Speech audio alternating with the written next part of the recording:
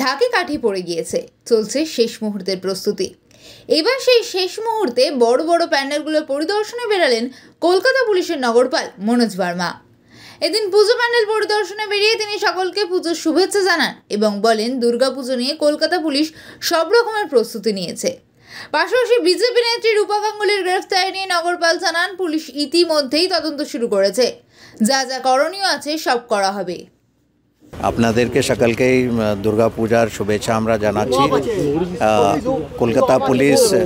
Kolkata police দুর্গাপূজার প্রস্তুতি নিয়েছে, সব রকমই অ্যারেঞ্জমেন্ট হয়েছে। ট্রাফিক থেকে শুরু করে বিভিন্ন জায়গায় ক্রাউড সার্কুলেশন, ক্রাউড ম্যানেজমেন্ট, ট্রাফিকের অ্যারেঞ্জমেন্ট, এছাড়া নিরাপত্তার যত যা যা করণীয় আছে সেই সব স্টেপস অলরেডি নেওয়া হয়ে গেছে।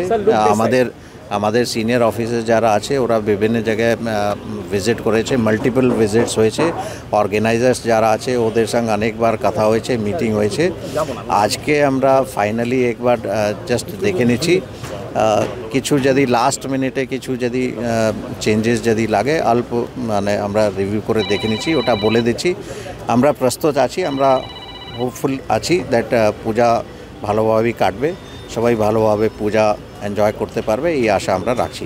আপনাদেরকে সকলকেই দুর্গাপূজার শুভেচ্ছা। এই ইনসিডেন্ট নিয়ে গতকাল ডিসি এসএসডি অলরেডি আপনাদেরকে জানিয়েছেন। সমস্ত বিষয়ে পুলিশ অলরেডি ডিটেলসে দেখছে অ্যান্ড যা যা করণীয় আছে করা হবে।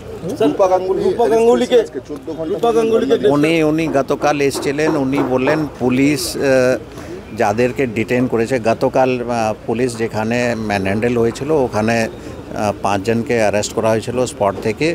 ওনার দাবি ছিল দ্যাট যারা পুলিশকে হ্যাকেল করেছে, ম্যানহ্যান্ডেল করেছে, ওদেরকে ছেড়ে দিতে হবে।